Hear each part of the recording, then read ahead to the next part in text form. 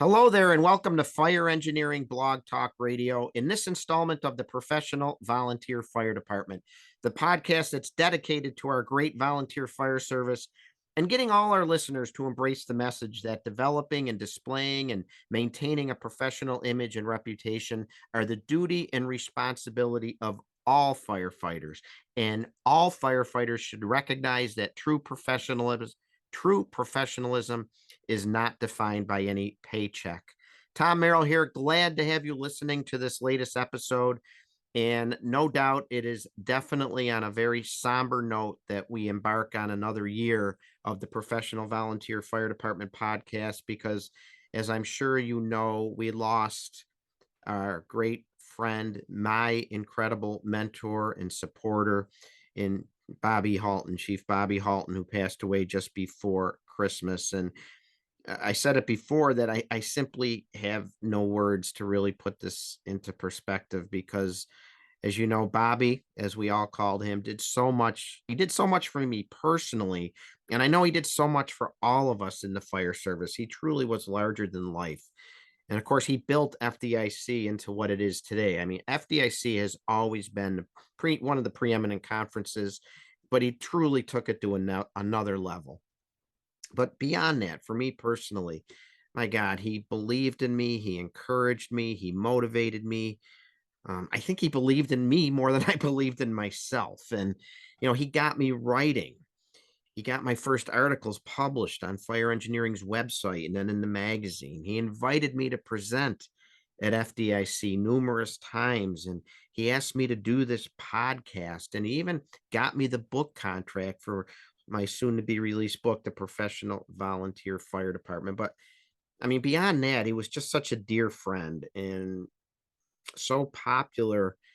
And as popular as he was, for all the incredible demands on his time, the deadlines, the workload, everything he faced, he always, always, always had time for a phone call from me. Always. And I know it was that way with pretty much everyone because I heard those stories. I was at his funeral service last week. I was incredibly honored to be there. And, we all talked about how Bobby brought us all there. He brought us together. In addition to everything else he might have given us in our professional life, he gifted us with friendship. I have friends that I never would have had if it were not for Bobby. And I don't know what else I can say. Just I am going to miss my dear friend, as I know all of you are, dearly, but I'm never going to forget him and the impact he had, the role he played in my development, and the role he played in our incredible fire service, and just what a great friend he was. And Bobby, I miss you dearly, but I'll never forget you or forget to think of you for the impact you've had in a positive way in my fire career. But the show must go on. I know that's what Bobby would have wanted for sure. And I know, of course, he'd want me to remind everybody that FDIC 2023 will be here before you know it, April 24th to the 29th in Indianapolis. And I certainly hope to see all of you there. I'll be doing a classroom session this year, an hour and 45-minute professional volunteer fire department presentation. And I'd love for the opportunity to meet any of you and see you there so we can talk about what it means to be a professional volunteer firefighter serving in a professional volunteer fire department. So please, if you've been there, but if you've never been there, see if you can make plans to attend FDIC from April 24th to the 29th, because I know you won't be disappointed and I know you'll be hooked like the rest of us. And I briefly mentioned my book, and I'm working hard to get that out by FDIC. That's the goal. Everything's been submitted. It's in the editor's hands, and we were hoping for FDIC time. But I don't know if it'll be out by then, but it should be out at some point this year. So FDIC 2023, right around the corner. I hope you can take the opportunity to get there. Anyway, let's get into the show this evening. I always like to start out the first of the year focusing on something that we can all concentrate on for the upcoming year to make us better as a member in our volunteer fire department, or in some way help our volunteer fire department be better, or to help our fire service be better, whether it's with officer development or focusing on recruitment and retention. Those are a couple of the things I focused on at the beginning the last couple of years. And then as the year went on, kept going back to those. But this year, I wanted to talk about training, and specifically the volunteer fire department training drill, because as I travel and as I meet people, or as I write articles and get feedback from my readers and people in my class, the volunteer fire department training drill has definitely generated the most feedback, often in a negative way too. As a matter of fact, I talk about in my 40 something part series, the professional volunteer fire department, by far the most feedback ever generated was the third or fourth article I did when I concentrated on the volunteer fire department training drill. I got emails and phone calls from people all over the country talking good and bad about their hometown volunteer fire department drill. And like I said, sometimes I get negative comments, probably more negative than positive. Either little to no training requirements, poorly organized drills. People talk about poor attendance. No one shows up at the drills. We don't require enough. We require too much. And so I wanted to talk about this because I like to focus on training in the volunteer fire service. And it's my personal belief that no matter how long you've been in, that you still need to train and drill. I don't like the common practice in many volunteer fire departments, including my own, that the more time you have in, the less drills you have to go to. I've been in 40 years as of last month, and I always support training drills. I might not go to as many as I did due to personal circumstances, and knowing now that I'm not a chief or an officer, I can pick and choose a little more, but I firmly support training and have never not supported training. It is so important. It needs to be embraced by everybody. And that can present challenges for sure, because the training officers know they need to put programs together that are not only organized and ready to go, but they got to work to benefit all the attendees as well, like us 40-year members, as well as the new 2-year member. And that can be a challenge. So I thought this would be a great topic to talk about. I thought it would be a great idea to talk about the volunteer fire department training drill as we start out 2023, this brand new year. And maybe we can all take some pieces of information and glean some nuggets to help us enhance the training program back home, or give ourselves a little kick in the pants to understand that, hey, we got to do our part too. We have to attend and participate in our department's drills, or our department is actually even having drills, right? And coincidentally, through the combined efforts of the National Volunteer Fire Council, the International Association of Fire Chiefs, Volunteer and Combination Officers section, and the International Association of Fire Service Instructors, a booklet has been produced that can help any department put together a better training program for its membership. It's called Training Volunteer Firefighters to be Combat Ready, which I'm going to make mandatory reading for any officer listening to this episode. And if you're a firefighter or department member, you should read it as well. It's available for download, and it's going to cover topics such as training delivery methods, roles of the training officer and instructor, which, by the way, training officer and instructor sometimes get intertwined, but they're really not the same thing. We'll talk about that tonight. Planning, training, policies and procedures, how to assess our firefighter capabilities. All of this information is contained in this easy to read, compact booklet. And I'm pleased to welcome onto the show two of the co-authors of this new booklet, Chief John Buckman and Chief Brian McQueen. Chief Buckman's been on the show before.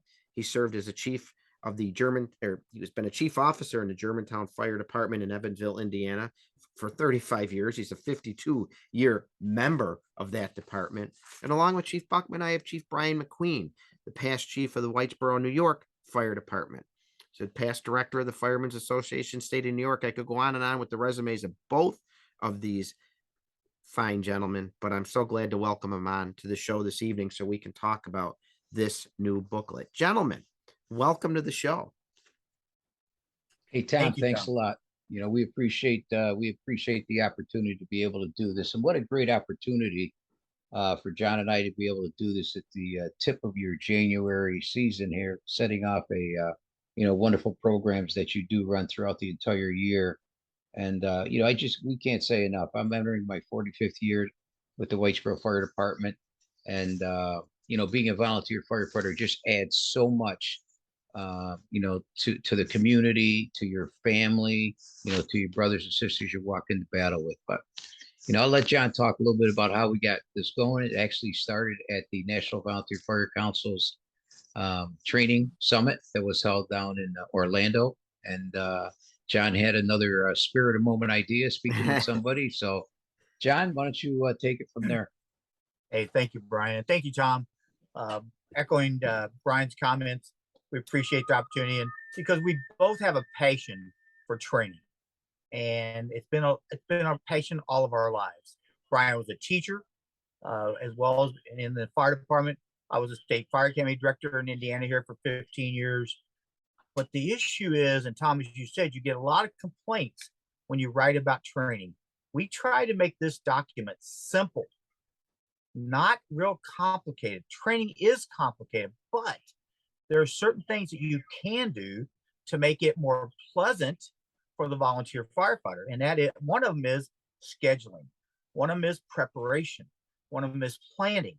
And then obviously the fourth part there is execution. But you can't do one without the other. It takes all four. And we talk in the document about the different types of preparation, planning, execution, and the different, what you need to do is do an assessment of your department and what kind of training you need. Every department, career or volunteer, has different training needs because the services we provide require us to be competent in delivering those services. And so when volunteer firefighters say, oh, because I heard this when I was the state training director, oh, you're just trying to kill us with all these rules. I go, what rules? OSHA sets rules. But when you buy a defibrillator, guess what? We expect you to be trained on how to use that defibrillator. When you buy new SCBAs, we expect you to be trained on how to use that new SCBA. You can't just buy new stuff or replace old stuff with new stuff without training. But you've got to be, as the chief or as the training officer, you have to make sure that your training is relevant to what the volunteer needs, not what they want, what they need. And that's, we talk in the document about assessment. So I'll let Brian. Chief, if I could, it's funny that, and you're so right about how it's got to be relevant. But if we can even back up a step, I've talked to some departments, and I'm sure you gentlemen have it too, that their training requirements are little to none. There's some departments that don't even consider training as like an important part of the organization. And I talk about it all the time in my presentation. I talk about these building blocks to the professional foundation. To me, training is the most important building block. And if you don't have a good training foundation, the whole professional foundation is going to begin to crumble. I like to talk about that in my presentation. And you said it right in the beginning of this booklet, right on page 2 of the booklet. You talk firefighters, without a doubt, are the backbone of the country. Volunteers obviously are sacrificing their time, their energy, in some circumstances, unfortunately, their life to serve their citizens. So the manual put together is dedicated to providing information to chiefs and training officers and firefighters who serve as professionals, not because of a paycheck, but because they're committed to saving the lives of others and protecting property from fire and other natural and man-made disasters. Says it so well. And Chief Buckman, like you said, you've got to identify what these hazards are that you're going to be responding to and train to that level to be competent. But first and foremost, you got to embrace the fact that we have to train.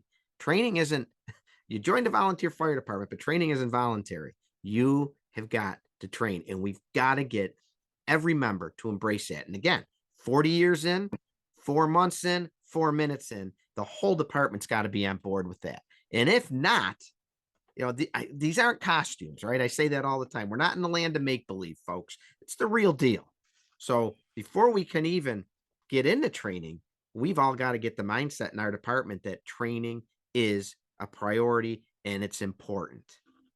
No question about that, Chief. You're absolutely correct. And, we took a look at the document that was created 10 years ago by the National Volunteer Fire Council, which at that time was a very good document. It was 6 pages.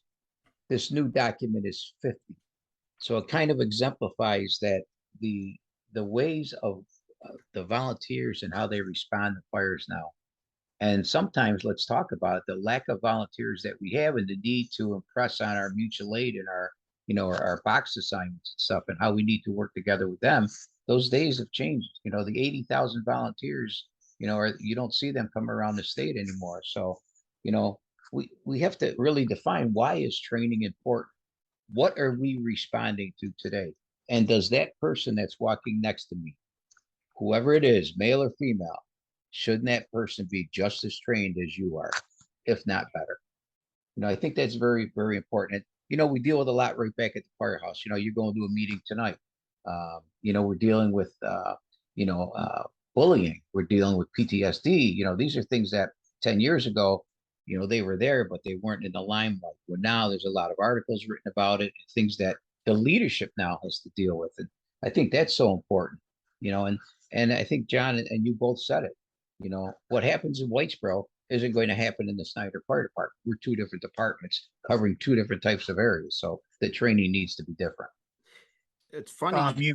Tom, you mentioned requirements. Yes, sir. And although we don't get specific in the document, we talk about expectations. That as the fire chief, you have to expect your people to be able to perform. I don't know if we can put a number on it. Is it 12 hours a year, 24 hours a year, 36 hours a year? The number of hours is not relevant.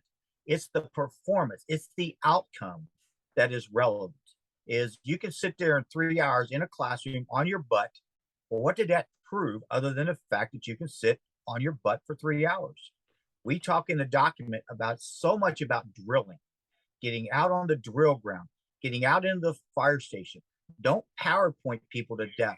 You want to talk about ladders? Take them out to the engine or the ladder and show them the ladders. Let them touch them, feel them, and smell them. Right. That's how they learn. That's how our young people learn today, hands-on. I think we have so many times in the volunteer fire service where we do just worry about, okay, you need to make 4 drills, 10 drills, or like you said, hours, but we're not making sure they're proficient in the task. How many times are 1 or 2 people doing the task and 10 or 12 or more are just standing there watching, and then they move on to the next task without everyone performing competently the task that's being instructed on. So that is a very good point. How do we fix that?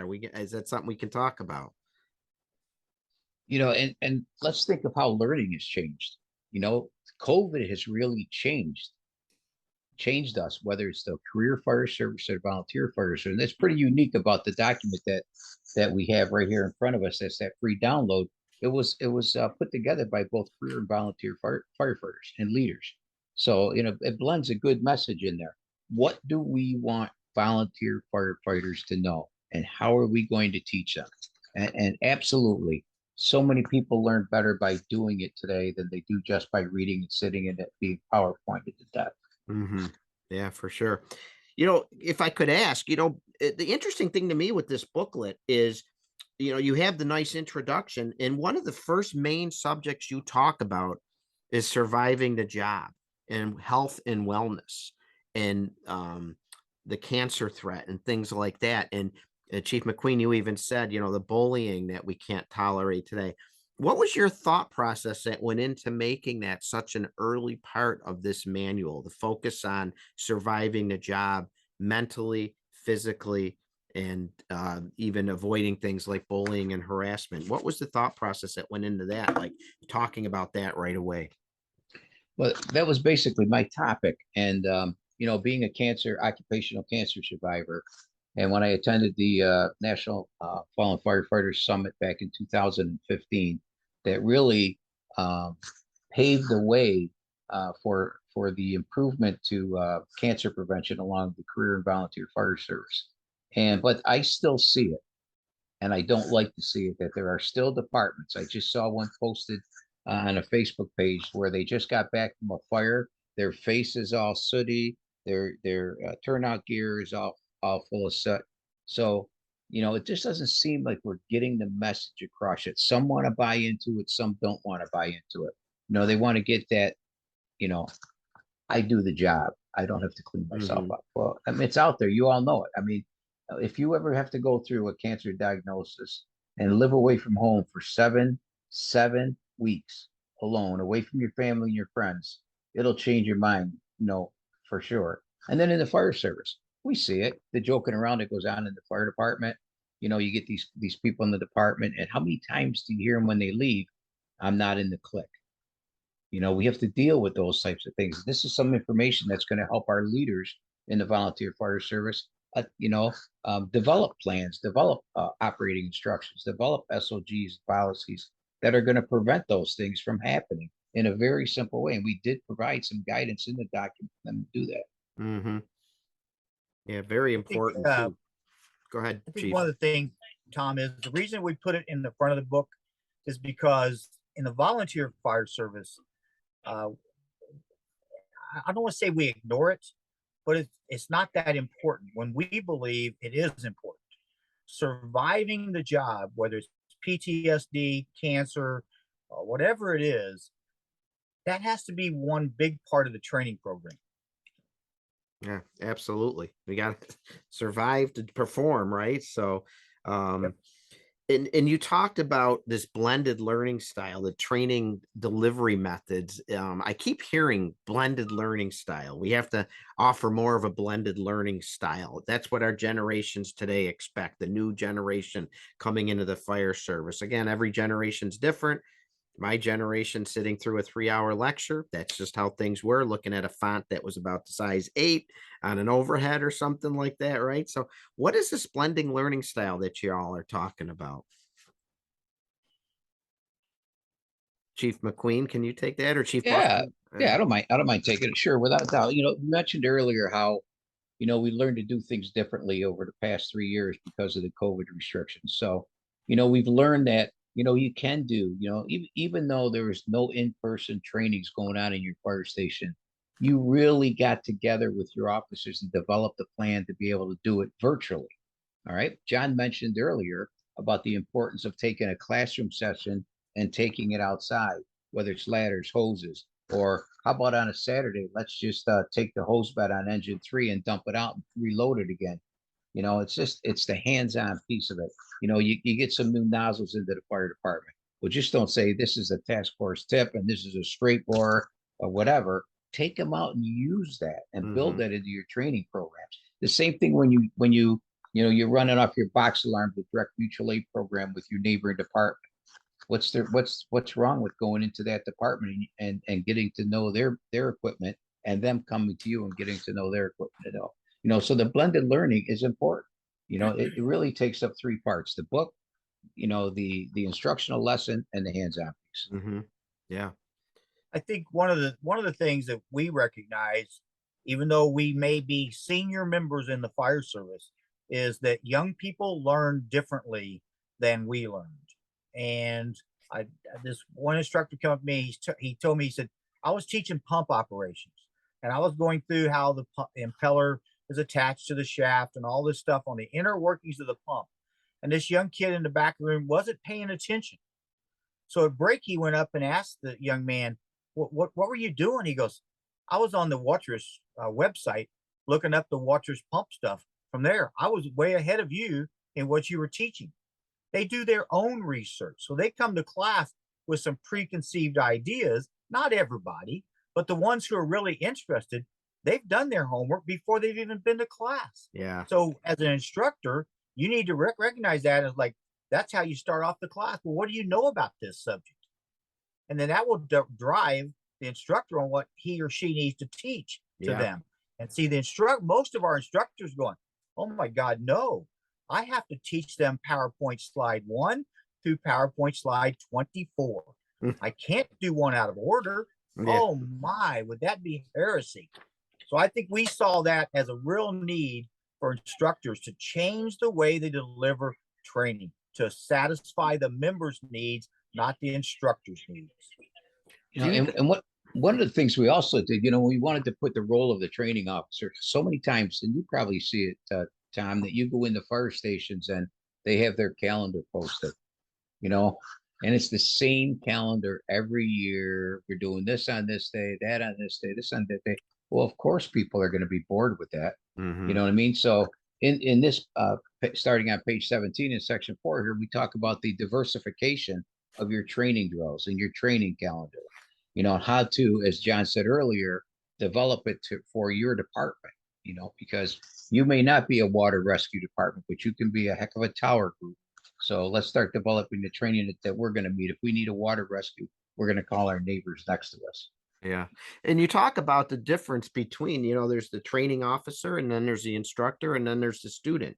All three very different membership types, or I should say, categories of people. But training officer is where it all begins, right? Is he or she the main organizer of, hey, here's what we're going to be doing for the coming semester, the coming year? Where does it start with that training officer? Someone's got to take the bull by the horns, right? Oh, it actually, we would believe it starts with the fire chief. The fire chief sets the tone for training. They set the tone by their attendance. They set the tone by their attitude. Because if the fire chief is not a supporter of training or doesn't attend training with the firefighters, then they're going to go, well, if it's not important to him or her, why is it important to me? So it starts with the fire chief, sets the proper tone and attitude. Then the training officer adopts that attitude of it's going to be this kind of training, that kind of training. And the instructors then have to realize we're going to do it different. It's not about me. It's about them and what they need. Yeah. Yeah. I've seen chiefs come in, to the training grounds with the bored look on their face, or they don't really want to be there. And because they're the chief, they might show up late and leave early. And you're right, that definitely impacts the attendees, fair or not, right? When you're a chief officer, and I know this show is not about officers or chiefs, but you do set the tone in so many ways. Yeah. You know, it's got to be a top down, bottom up type of a development for your training as well. You know, I mean, you're just not going to give it to the role of that training officer. I think it's got to be the people that are going to sit around the table, the leadership, maybe bring in some of the firefighters. What do you need? Do a survey. What are some of the things you'd like to see? You know, so it's got to be a top down, bottom up type of a development for our training. And you mentioned too about just kind of figuring out what you need to train on. And obviously, I think every fire department, I'd say I can go out on a limb that 99.9% of fire departments have apparatus in their apparatus bay that is designed to put water on a fire. So that's probably a pretty common thing to train on.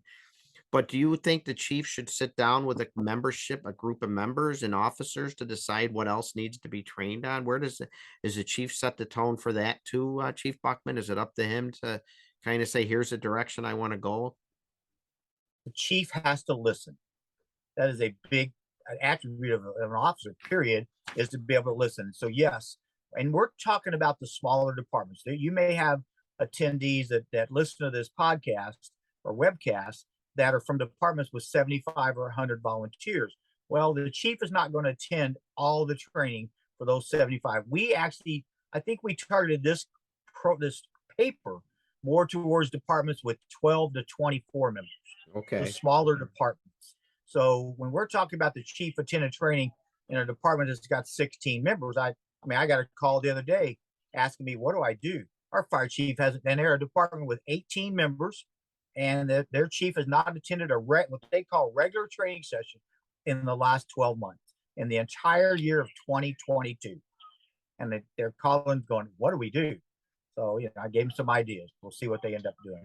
But so it is about the fire chief setting the tones and having the right attitude and supporting the members. And so back to part of your question was, do they listen to what the firefighters need? Absolutely. That is a document in here. If it's not in here, it's available as a download of how to assess your firefighter's experience. I wrote this, what I call experiential models, years ago. And it's just to ask your members, how many times did you use the defibrillator last year on a scene in training?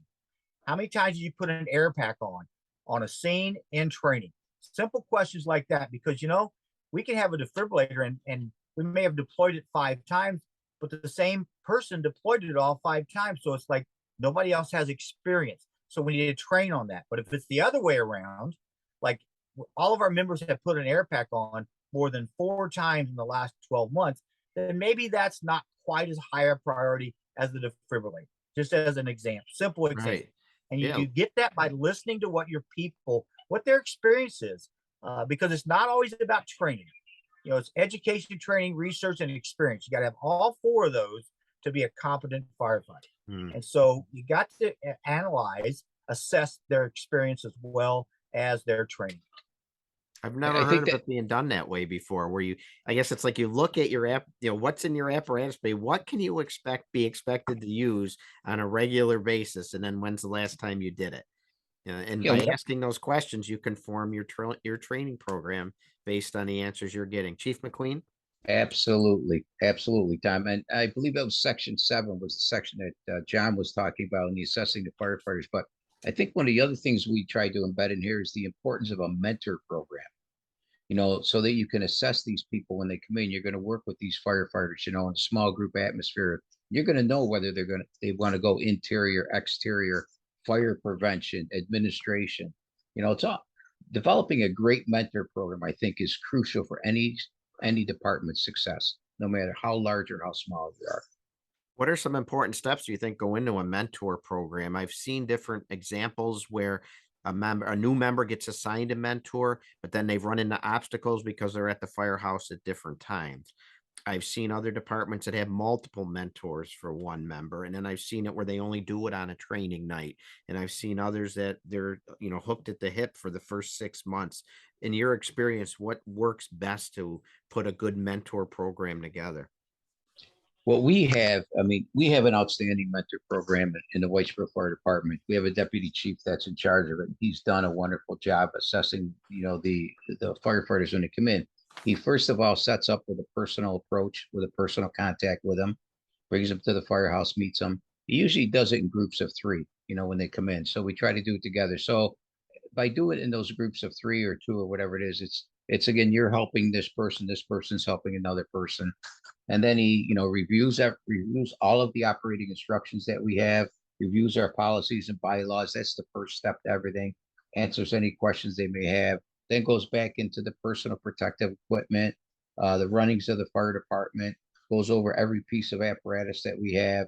And by then they start to, say, well, maybe I don't want to do that. Maybe I want to lend to the EMS side of it. So then he goes into that aspect. But, our mentor actually takes his people the first couple of weeks to their BFO class, if that's where they want to go, or to their EMT class, if that's their avenue they want to go. So, Yeah. I applaud our deputy chief of our mentor, and he just does a great job. Yeah. You asked the question of a guy who was not in favor of mentoring many years ago when that word first came into the fire service. Okay, just telling you, I thought it was baloney, not worth the time. But I've learned how wrong I was, because I now see the value of mentoring. But I don't see it being successful if I assign you to a person. What I try to tell the senior members, figure out if you want to adopt this kid or you want to sponsor this kid, and then create a friendship with that younger member, newer member. And that's how you create a mentoring relationship versus me saying, okay, John, you go mentor Brian. I don't even know Brian. I may not really like Brian, or Brian may not like me. And so I can't force that relationship. So I think if you're going to have a mentoring program, you have to train your senior firefighters how to be a mentor. Right. Don't assume they know. And what, because if you just make me do it, guess what? I'm not going to put in the effort. I'm so proud and lucky that the young people will talk to me. They ask me questions, and I'm able to give them, to influence their outlook, and hopefully influence their in the volunteer fire service and maybe in the career fire service. But I didn't make them talk to me. I had to let them know, 1, I'm available, and 2, I'm not going to beat you up. I'm not going to bitch at you or complain at you because, oh, you're just so lazy. I don't believe young people are lazy. I believe they have different priorities and they come from a different culture, but they're not lazy. They're not sitting at home watching TV. They're out doing stuff most all the time. Mm-hmm. So I think mentoring program is about, it's a voluntary system that train your people on how to be a mentor, and then let them create the relationship. And also, it should be supported from the top. Chief Buckman, for you to get that support or to have those members talk to you, that tells me somebody's talking to these newer members too about who they should be going to and talking to. And you're not viewed as a threat. I've been in firehouses where the past chief can be viewed as a threat. So the new chiefs or the current line will talk to the new members about avoiding those former members, and you get a little bit of conflict there. But it's obviously in your case, you're a respected member, you're a past chief, and members are encouraged to come and talk to you. And I think that's a part of the successful mentoring equation as well. And thank you. And that's why I said I'm very lucky. Yeah. I am very lucky. And the chiefs know there have been 4 fire chiefs since I left. I don't want to be fire chief. Right. Okay. It's real simple. I had my time. And if you want my opinion, I give it to the current fire chief. But I have in now, 10 years, I have never gave my opinion to anybody other than the fire chief about what's going on. Right. Which is good advice for all you past chiefs out there as well. Right. I had my time. And like I told him, you had to listen to me for 35 years. You don't need to listen to me anymore. Now, I can give the new fire chief some ideas on what I think they could do, but it's up to them to choose if they want to. But yes, it is so important for that past chief. And you're right. We have a bunch of them that probably got rid of that 5th bugle on January 1st. And just remember, your time passed. Your tenure is over. Your term is over. Yeah. Yeah, for sure. And the other thing with mentoring, it's really important is pick the right, make sure you're talking to the right people about who are pointing out the right mentors. You don't want the mentor being that guy or gal that's always complaining or talking about the way it used to be. And I've seen that happen too. They try and appease that person by making them a mentor, but what kind of advice are they really giving that new member? But mentoring is definitely you hear it being talked about more and more. And I think it is important. And there's 2 good ideas there, 2 good ideas that I think our listeners should consider, blending those ideas together, whether it's assigning mentors, whether it's just creating a pool of mentors, however you do it, but recognize that they can make a difference, both in developing newer members and really helping them decide where they want to go in their career in your volunteer department. So, well, Brian mentioned it, and again, it's about the leadership, and it's about the support from the leadership. Is okay. You have a mentoring program. Then how often do you go up to John and say, "Who are you mentoring currently, and how's it going?" Because if you don't ever get feedback, you don't ever, what, John's going to give it up. It must not be important to the chief because the chief never asked me about it. Right. So that's important as well. Yep. I can say I want to create a mentoring program, but there's got to be some accountability and asking the questions. How's it going? How do you think this members are here for a long term? Are they short term or whatever? And help the mentor create the future for the fire chief and the good members. I think what we did also, our department through the top of the leadership as well, put together some you may want to call them JPRs. They're just objectives and areas where we want our new firefighters to be before they take the next step. So they're not going to go to the next step until they get that first step underneath there. And we included this also in section 10, first do recommended firefighter performance criteria. So it's very similar to some of the discussions we've had, but I think JPRs for mentors and for new firefighters are important. We have a lot of compliments from our state instructors. When our firefighters go to the state classes, they know what an SCBA is. They know how to put it on. They know PPE. They know the requirements to get them on. So I think that's very important because there's been so many of them that go to these state classes and they're like, whoa, and then you see them dropping out. Yeah, for sure. I want to get into planning training. So let's take a step back and just summarize a little bit about where we've gotten to so far. So first and foremost, we've got to get our members to understand and embrace just how important training is to make them proficient, to make them competent.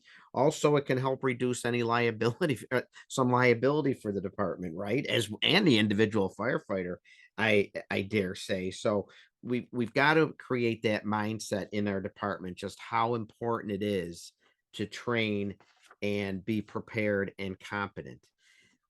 Then we can sit down and figure out what we need to train on. And Chief Buckman, I love your ideas about, asking people, when did you last do this? When did you last do this? Whether it was on the training ground or at an actual scene, put a training program together based on what the information you're getting back, and then looking at what's expected of you in your territory. What can you be reasonably expected to do on a regular basis? But then we need to plan training. And I know, Chief McQueen, you said so correctly that in some departments we fall into this cycle of doing the same thing at the same time every year. But there's a caveat to that, right? Isn't that kind of a dichotomy? Because in some regards, training is sometimes cyclical. In our area, in January and February, we're probably not outside. So we do get some of our safety drills out of the way. But you say that's also a bad thing to fall into that repetitive cycle. So how do we plan it for the best impact? How do we get more bang for the buck, so to say, when we're planning our training drills? To me, I think it all goes to creativity. I think you have to be pretty creative. What I meant by doing the same cycle drills over and over again, we can do those, but why don't we change up the scenarios, or change up the way we teach, or change up the instructor?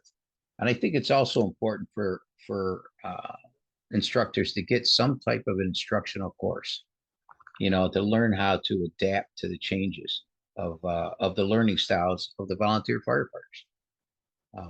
We all just don't learn the same way. There's no question about that. Mm-hmm. And I think it's a need for us to develop, our instructional methods to meet the needs of our firefighters. So they may change, because, we may have some firefighters come in the door and go out the next door the next day. So, and we got to plan ahead too, right? I mean, too many times, too many stories. Probably a very common comment I got is the standing around in a truck bay on a training night. What do you want to train on tonight? Right? We've got to get our leaders, our training officers, to understand that, there's nothing wrong with planning a drill a year ahead of time. Have it ready to go. Line your people up 6 months ahead of time. Establish your goals and objectives. But planning the training drill is probably just as important. Successfully planning it, adequately planning it, is just as important as presenting it. Do you agree? I agree 100%. I think it's also important that we're teaching the same thing. So if I have a lieutenant, car 8 should be teaching the same thing that car 2 is teaching, because if we start doing things differently, we get to the scene and, well, he told me this and you told me this. Mm-hmm. Seen that. So we've got to have some type of a lesson plan set up in there. So car 8 and car 2 are teaching the same things. Those people are not going to be screwed up. The other thing about planning training is make sure you're picking the right instructor. Make sure you're picking the instructor that wants to teach that topic. Don't assign John Buckman to teach ropes and knots, because the class is going to be terrible. I'm not enthusiastic about ropes and knots. I can tie 2 or 3 ropes or tie 2 or 3 knots, but I can't tie the 8 basic knots. So if you ask me, so make sure the instructor that you choose has a desire to do that training.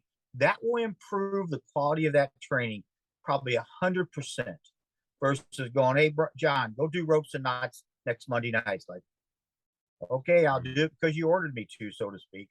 Yeah. So that's a big part of planning, is make sure you have the right instructor assigned.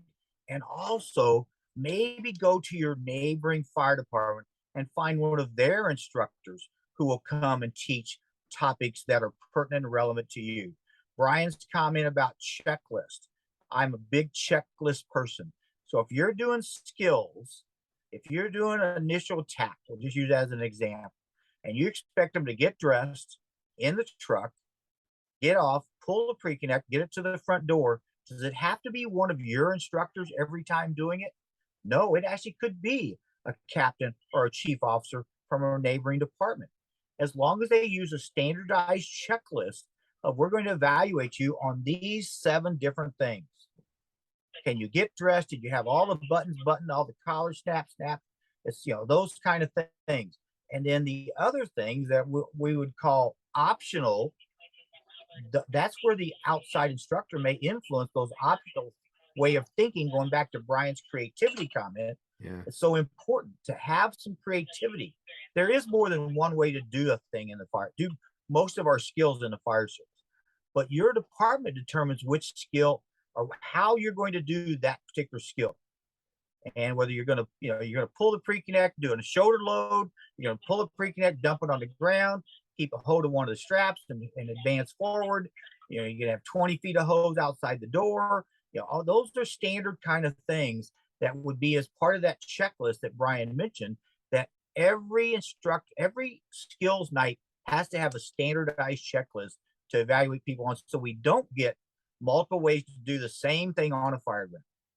And it's funny you say that, because in my experience and in feedback I've gotten as well, part of fire ground and firefighter dysfunction comes from, and this is so easy to understand in the volunteer fire service. We had a group of officers, and I always use this example, teach us how to raise ground ladders a couple of years ago. We were doing it this way. 2 years later, the nature of the volunteer fire service, we've got a new group of officers. They went to a different conference. They learned a different way to do it. And now they teach a completely different way. And that can lead to dysfunction on the training ground, or worse, at the emergency scene. When I didn't go to the new training officers drill, I went to the one a few years ago, and we're each raising it a different way, and we're yelling at each other, creating all sorts of dysfunction.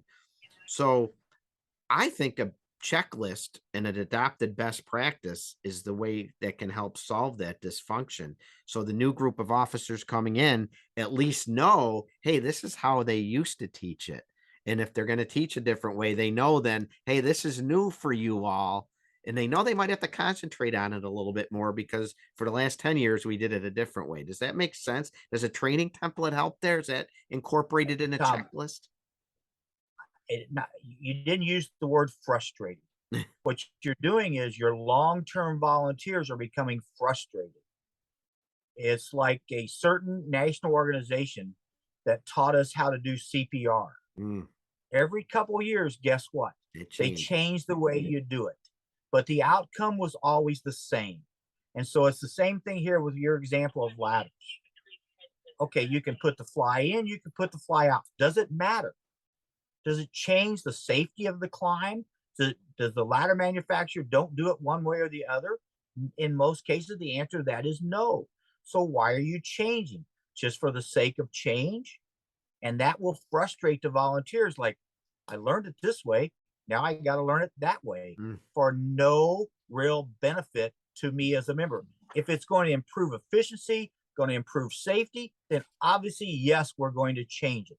But if it's not going to change the outcome, don't change the input. Yeah, without a doubt. I see that happen a lot, and it leads to dysfunction, not just on the training ground, like I said, but at the emergency scene as well. Not that there's anything wrong with our young officers coming back from the conferences with new ideas to try, but they need to understand that the department was maybe training on a different level to a different way of doing it, and that it's a new way that they're trying, and there's a process to do it correctly to get people comfortable with it. I think an example is what has been called the duck walk, where you're advancing a line down a hallway, where when we first got on the job, we went down on our knees and we crawled forward. Well, we've had many firefighters fall through a hole in the floor, or almost fall through a hole in the floor. So now somebody created what I call the duck walk, where you have one leg in front of you as you advance down that hallway. That's improves the outcome. It makes that advancing down that hallway safer. Heavens, yes, we should train how to do that differently, how to train that to the new way. But there's a reason it was changed. It's because we reduced the risk to firefighters. Right. Chief McQueen, did you have something you wanted to say? Yeah, I think, I totally agree with what you're both saying as well, but I think somewhere along the line, there has to be a trust factor. And I think some of that trust factor, if I had somebody mentoring me or teaching me something, I trust that person if they were teaching me and showing me and doing it correctly, and then I see them performing it on the fire ground. So I think trust is very important when you come to any type of instruction. You can, whether it's an elementary teacher to a high school teacher to a fire instructor. I think we have got to understand that the person that's doing the teaching knows what they're teaching, and not just I read it out of the book. Yeah, they're not I just haven't done walking. it. They're not just talking to talk, right? Right. Yeah, no, for sure. What else goes into putting a training program together? What other tips do you have for assisting with the process of planning training? Anything else you can think of? One thing that I know you talk about in the booklet is, and it's just another way to come up with training drills, after action reviews. I think that's a great idea. And you can do that for a routine call as well, right? It doesn't have to be the big structure fire. There's nothing wrong with talking about some of the routine calls you went on and reviewing your operations and actually training to that level for routine incidents. How about a routine fire alarm investigation? How many times is that done different ways, right? Depending on who you get to be in charge of that call. It goes along with your response too, Tom. How many times have you changed to a smells and bells call? You don't roll out with lights and siren. You respond to that place 82 times of the year. You're going with a short crew. So it all depends on the day. I mean, during the day, I'm not sure how your departments are, but during the day we struggle a little bit with our manpower. But we're able to get an engine out and stuff. But I think some of the things we have to realize is you're right. The response is so important. Do we have to go with lights and siren at 1:30 in the morning to a medical call? Right. Well, a couple other things as it relates to planning training is that when there's got to be some kind of reward or award for people when they accomplish the skills to the standard. You need to reward them. Now that can be as simple as a thank you. It can be a pat on the back. It could be a Tootsie Roll pop. I really believe that we're doing a skills and drills training tonight, and all 5 of the members, they did all the skills appropriate. I was a big proponent of Tootsie Roll pops. Give them a Tootsie Roll pop at the end of class because they all did it satisfactorily. And you know what? I bet you 4 out of the 5 of those people will take the wrapper off that Tootsie Roll pop and put it in their mouth. Or John, I'm excited about it. And they'll be excited about it. John, I'm a little disappointed you didn't get him the red nose. Yeah, we give him a red cloud, or give him a roll of lifesavers. When you make a good, I say a good, you make a bad extrication where the outcome is good. Give him a roll of lifesavers. That's maybe more of an emergency type thing, but people need recognition. The young people today want to be told that they did good. Right. And you can say, well, us older people don't need it. Okay, we may not need it. Well, I think that's baloney. You do need recognition just like anybody else. You may say you don't, but you do. And so my point is, when they do the right thing, reward them. Yeah. And it can be, like I said, a simple roll of lifesavers can be, have a bag of lifesavers and give out one, but give them all out. Let them know you're doing a good job. The document we put together was very, very similar to what we did with the Lavender River reports on both of those. We're not asking, officers or training officers to, take this whole thing, put it all into your system, embed it into what you want to do, but take maybe 1 or 2 and try them out, and then maybe you'll like them and you go to 2 or 3 more. And, but the information that's in here is crucial. And I think that's one of the reasons why we put it as a direct download. It's a free download because anybody can just take this and not stick it in their drawer, but put it on their table, put it on their desk, and take a look at it and share it with those people that are going to be doing your instruction. Yeah. You talk about too the rules of engagement for volunteer staff departments, and you get into some examples of rule of engagement that maybe should be worked into your training program. Chief Buckman, can you talk a little bit about what you mean by that? Well, an example is limited staffing. Brian mentioned that sometimes they have trouble staffing, fully staffing equipment. Every volunteer fire department, mine included, and I'm sure Tom yours as well, has a hard time staffing during the day, during the week. So the point is, determine you as the fire chief need to write down what are the rules of engagement when you pull up on a structure fire with 2 firefighters on the engine, and the next group of firefighters are 10 minutes away, and it's a working fire. What do you as the fire chief expect them to do? And then train them to do that. Don't do training where you have 8 people, or don't conduct skills and drills with 8 people when the majority of the time your first due engine has 2 people or 4 people. Make sure the training is appropriate for the way you deliver the services. And but we do it at night. Most of our training is done in the evenings when we have 10 or 12 people showing up, and we're doing skills and drills with 10 or 12, with 4 to 6 people.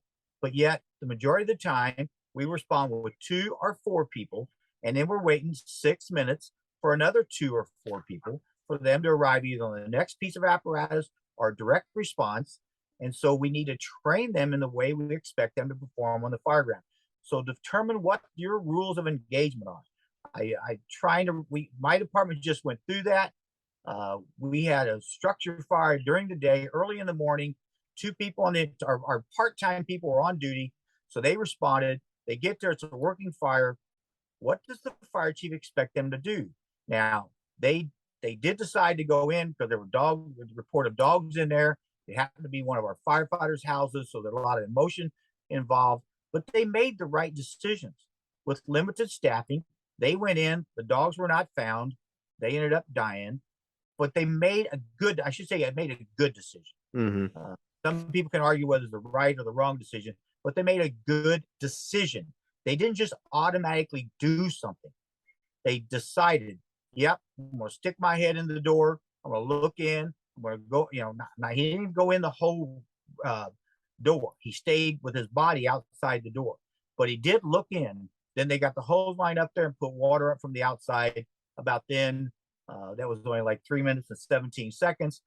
They had additional firefighters starting to show up so they could actually mount an interior fire attack. But they made the right decision, made the good decision based upon limited staffing versus just automatically going inside without thinking about what are the consequences with only 2 people. There was a 3rd person on scene to operate the pump, but there's only 2, and there's no backup. There's no 2 in, 2 out. So what do you do? It sounds like they train to the level, or they perform to the level they trained for limited staffing, and it was a successful outcome. So that's what we talk about in rules of engagement. Tell your firefighters what you expect them to do. If you have 2 people, 4 people, 6 people, because it's different.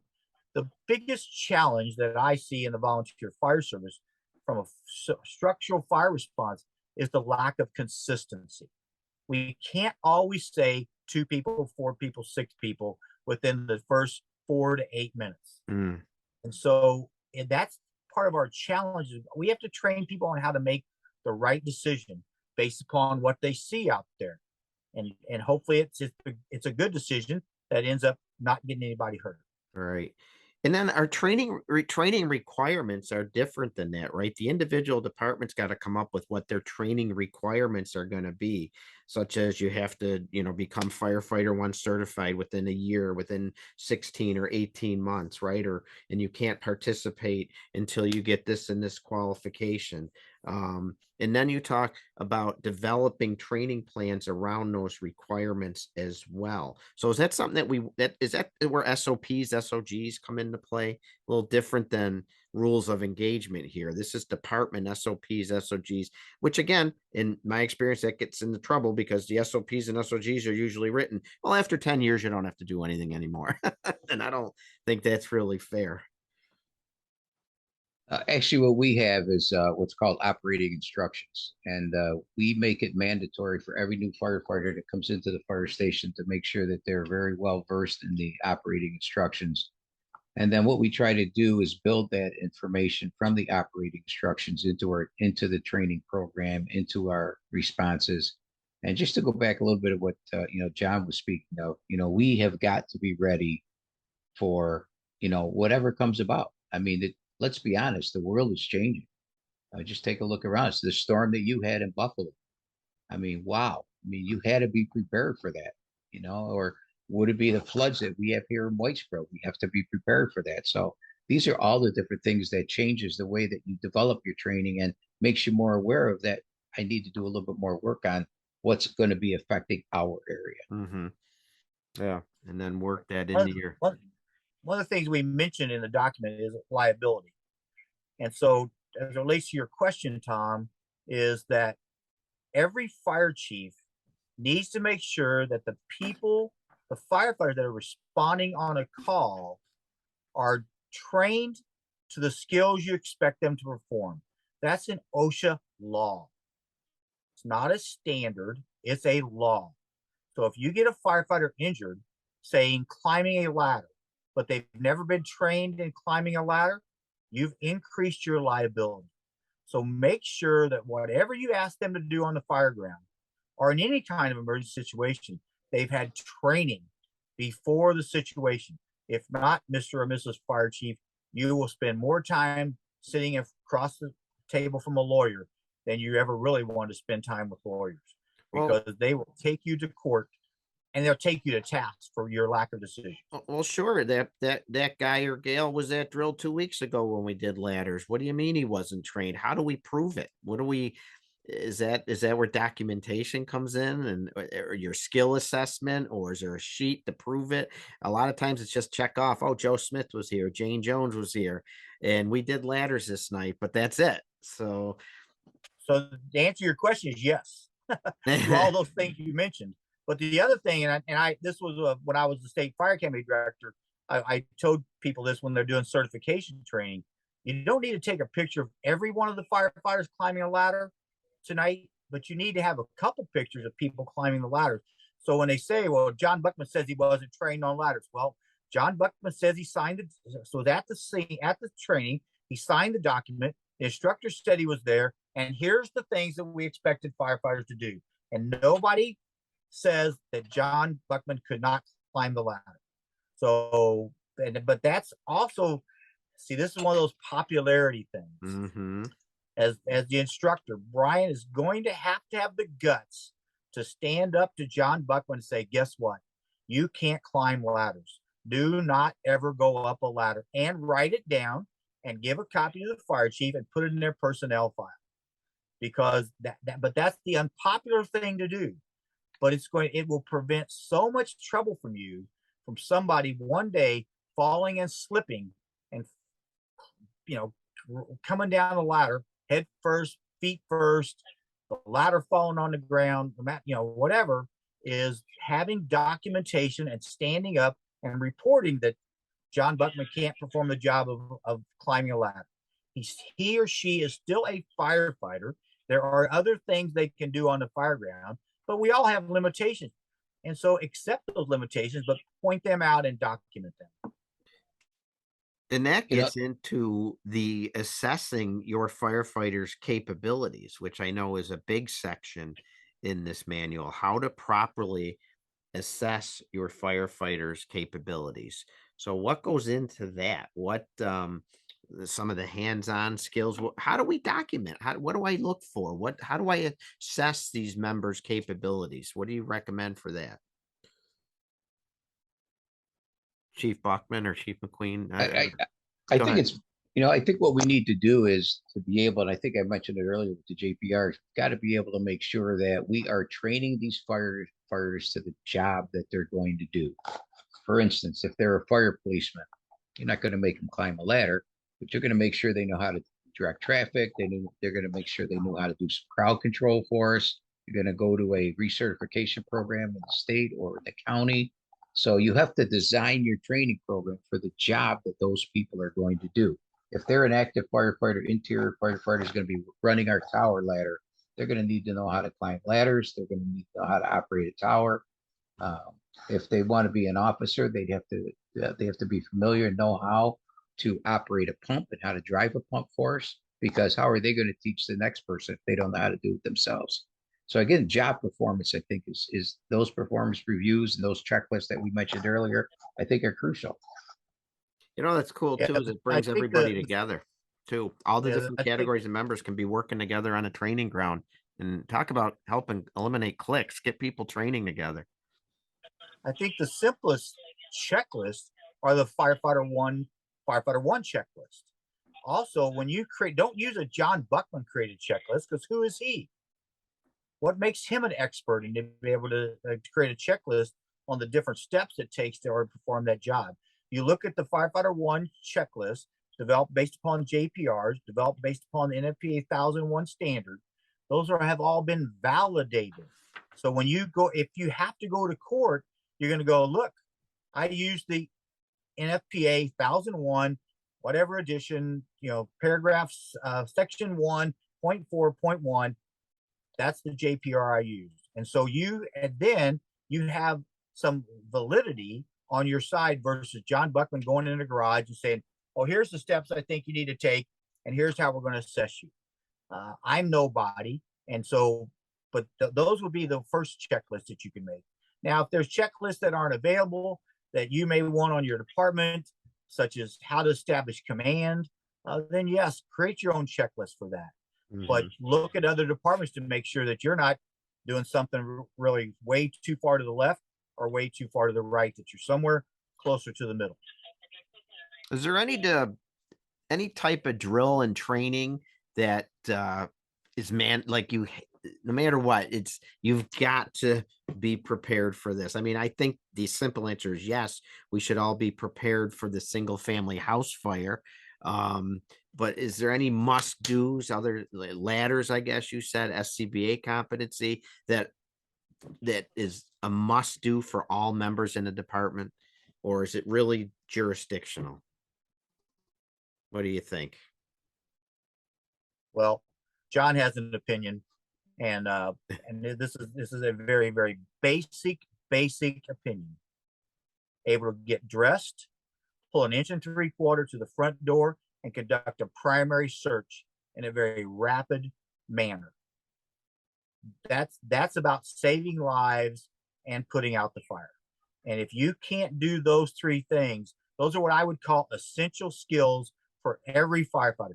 Yes, raising a ladder is a nice to know thing, but we got to get that primary search done. And I don't think we train enough on doing primary search. Yes, we train on doing primary search. Maybe we're using the fire station apparatus bay, but that's not what a primary search is normally done in. It's not normally done in a clean room. Primary searches in most residences are done in rooms full of stuff, whether it's couches, chairs, tables, newspaper, whatever it might be.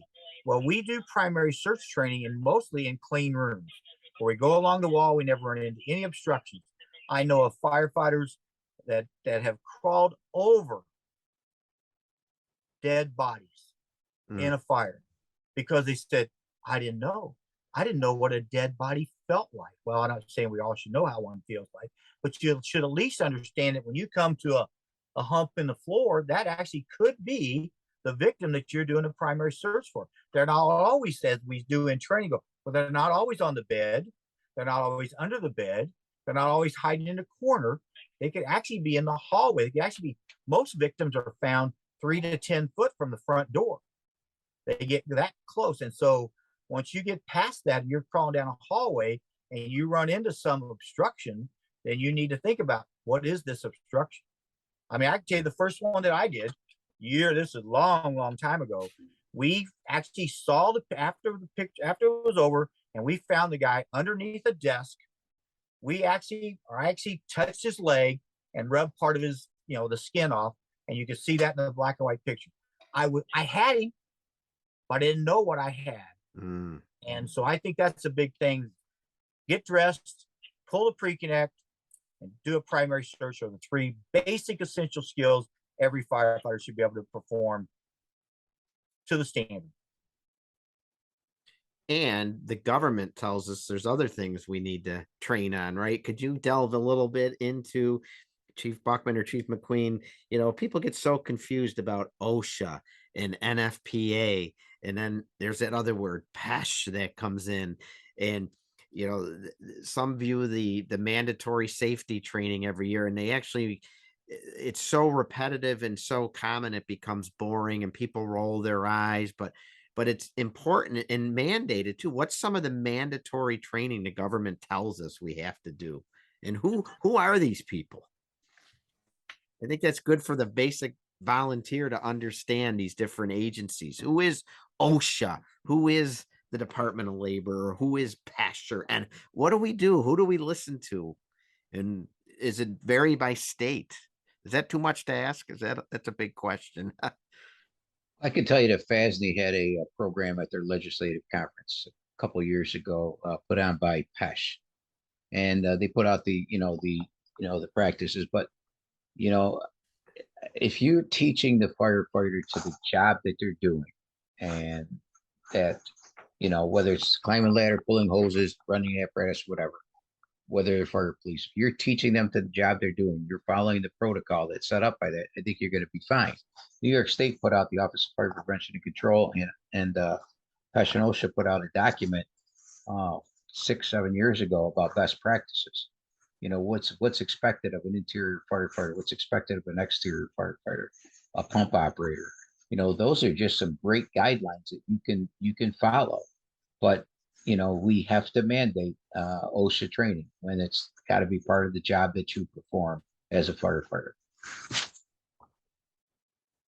And then developing the best practices to help create this more efficient fire ground operation. You in section 9, you outline some great best practices that kind of summarize some of the stuff we've talked about today, starting with developing a education and training plan. But also, I thought this was unique to provide that plan to the firefighters so they know what could be expected of them. And every year they know what's to be expected of them. Talk about that assessment to ensure they can do some of the skills in a certain time frame, following the safety policies, making sure that people are treated the correct way. And I love this one. Teach the concept. What does that mean, Chief Buckman?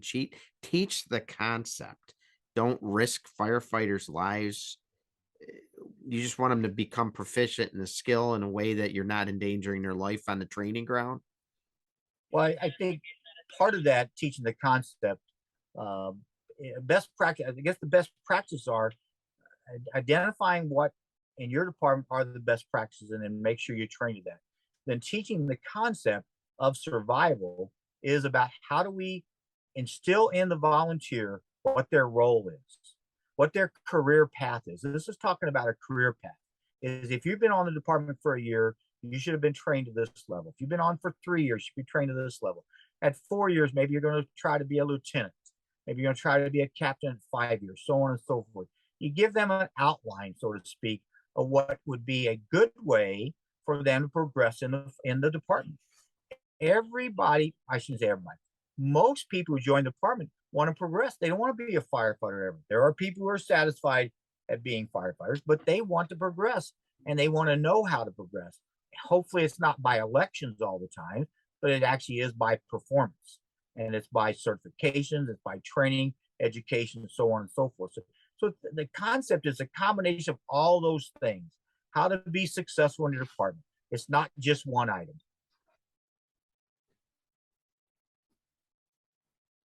So the training of volunteers is just so important, and we could talk for a very long time about it. I know we've been going already for over an hour. And this booklet, Training Volunteer Firefighters to be Combat Ready, is available for free for download. And is it on all 3 of the websites? Is it on both the National Volunteer Fire Council, International Association of Fire Chiefs, VCOS, Volunteer and Combination Officers section, and also the International Fire Service Instructors? It's in all those websites, yes, for you, and it's free. Yep. And Chief Buckman, I love the line too that you use, and I have people, what do you mean by this? Training should be relevant, pertinent, interesting. You've covered that. And fun? We can make training fun? Come on. I don't have to berate and yell and scream and ridicule people. Well, I'm not saying we're not going to do that. I tell people, if I get in your face, it's because I love you and I want you to survive. But I'm not just going to get in your face just for the heck of it. And I think I was a, I've said this publicly, probably on webinars as well, is I was a terrible leader for the first 10 years of me being in a leadership position. I did not understand what it took to make, or what makes people tick. And after 10 years of making mistakes and doing all the dumb and stupid things that I now can identify, I learned that's not how you do it. And so what I'm saying is volunteers want to be patted on the back when they do a good job. They want to be coached in a nice way to get better. And in the end, there is that 1 out of 10 people who you're going to have to counsel because they just don't get it. They just don't seem to want to get it. So you're going to have to sit them down and give them, come to the fire chief meeting, so to speak. Like, you're either going to have to improve or you're not going to be an active interior structural firefighter for this department. Not only improve, but participate too, which is a challenge in many departments. Yep. Yes, which sir. brings me full circle to what I said at the very beginning.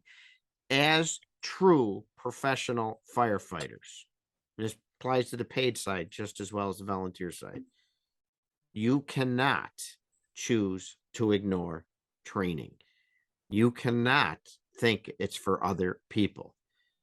And you cannot think that because you've been doing the job for 5, 10, 15, 20, 40 years, that training doesn't apply to you. For as long as you choose to volunteer, you must train and participate. Training isn't just sitting in the background watching. Training is participating. Here's what I like to say, gentlemen, on the volunteer side: participating to the level that you are expected to perform at. And if it's driving, great, continue to practice driving. If it's directing traffic, great, continue to practice and train on directing traffic and mentoring new people coming up to do that job. Whatever role it is, scene support's a big one today, right? A lot of scene support members out there.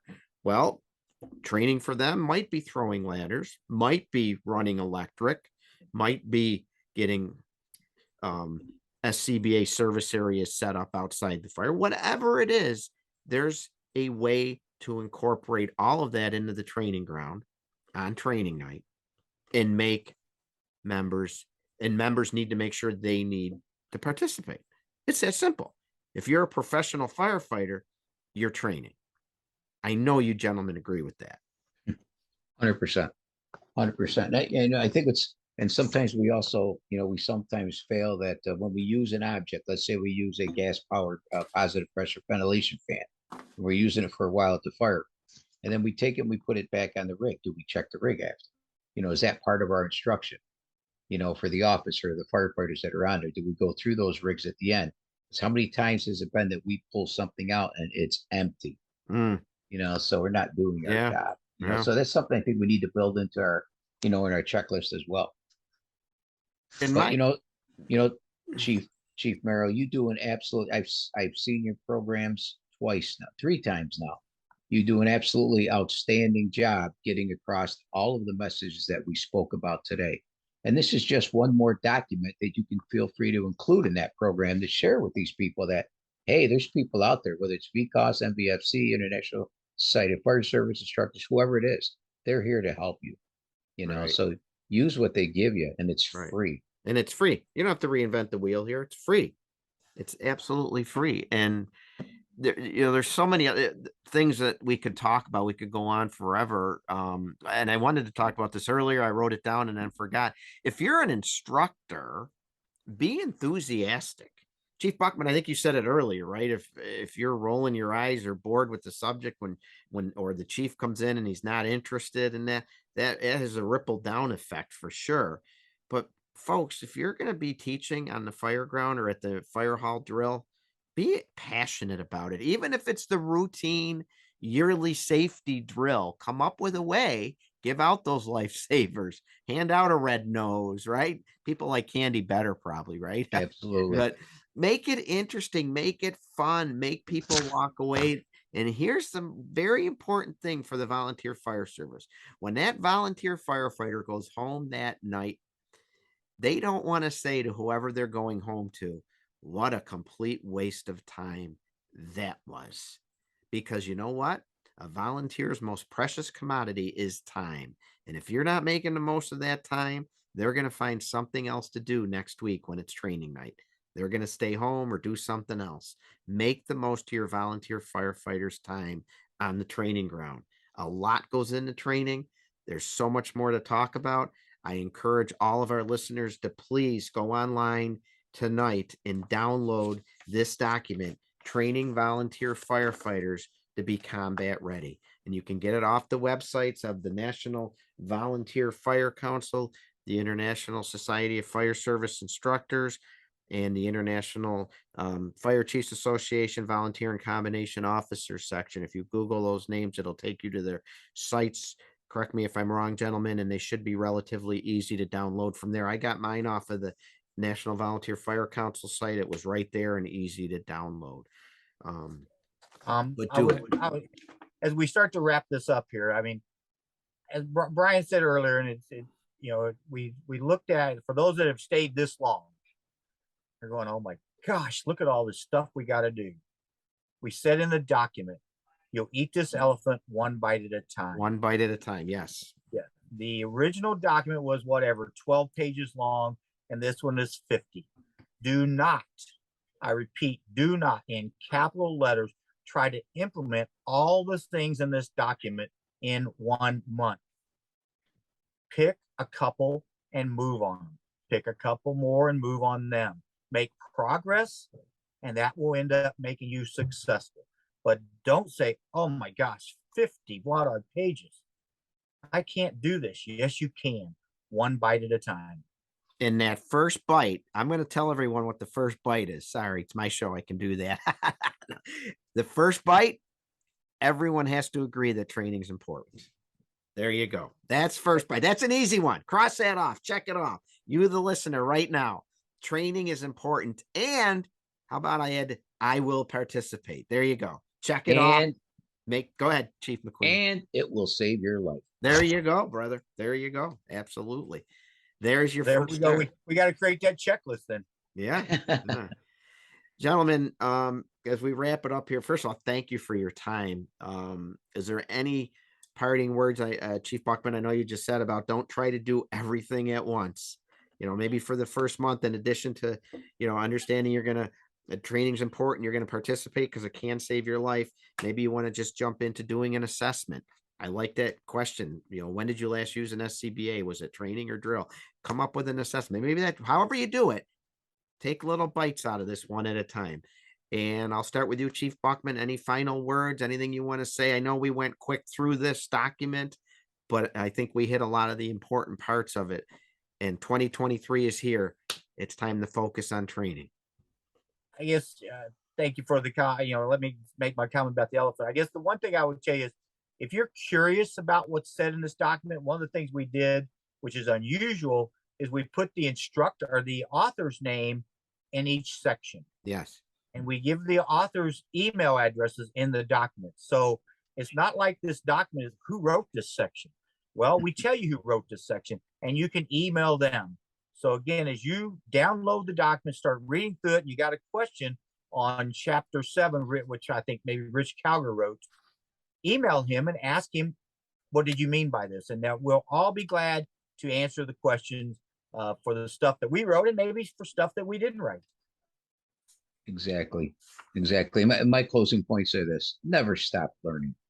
I don't think it's just something you have to continue to do. Like I said, I start my 45th year in the fire service now, and I learn new things every day from people. And take that lesson you learned, share it with those people. Right. Make yourself a part of the family. I think that's really crucial, and make sure we all go home together. And, I forgot to ask you, gentlemen, just since you're my guest, I always like to allow people to contact you if they have questions for you. So would you, Chief McQueen, since you're talking there, can you give your contact info for Sure. our members, Sure. I'll give you my cell our phone numbers. listeners? Sure. 315-552-8245. And my email is 271believe@gmail.com. And Chief Buckman, how can people All get a right. hold of you? My cell phone number is 812-480-4339. I would love to talk to you, but I ask you to text me Yes, you so do that I that, know right? it's real. I get so many spam calls a day that I don't answer most of the phone calls that I don't know who it's from. Because So you are a text me and busy say, man. "Hey," so text me and tell me you want to talk, and I'll call you back. Because My you're a email very address, busy man. thank you. Email address is jmbuckman3rd@gmail.com. One more time, GR. It's jmbuckman3rd Gotcha. at gmail.com. Excellent. Excellent. Well, gentlemen, thank you so much for being here today. Again, for our listeners, it's training volunteer firefighters to be combat ready. And it's available through the National Volunteer Fire Council website, the Volunteer and Combination Officer section of the International Fire Chiefs, and also the International Society of Fire Service Instructors. If you were to go on any of those websites, you will be able to find this important document. And as we enter 2023 and as we wind up the show tonight, focus on training, understand it's important, no matter what role you play, no matter your rank, no matter your tenure, no matter what it is you do back home. It is so important to be training and participating in training. And if you're a training officer or if you're an instructor, you got to take it up a notch and be prepared and put the time in and make sure you're assessing the needs of your people. And this booklet will help you. So thank you very much to everybody. My guest tonight, especially Chief John Buckman, Chief Brian McQueen. Thank you so much. If anybody wants to reach out to me, it's tamerrill63@aol.com. I'm on the Facebook, Professional Volunteer Fire Department Facebook page, Instagram, Twitter, my website, theprofessionalvfd.com. Please check it out. I have links to all my articles, podcasts that I've done, presentations that are coming up. And remember, start making plans for the great FDIC experience, which will be April 24th to the 29th. Love to see you there and love to have you listening into the next show, which will be Tuesday, February 14th. And I can guarantee we'll have another great guest or guests with great topics of relevance to our volunteer fire departments. And as always, thanks to my fire engineering family. And again, I will be forever grateful to my dear friend, all of our dear friend, Chief Bobby Halton, for the opportunities he provided to me over the years, but most importantly, for his friendship. Rest in peace, Chief. I will miss you.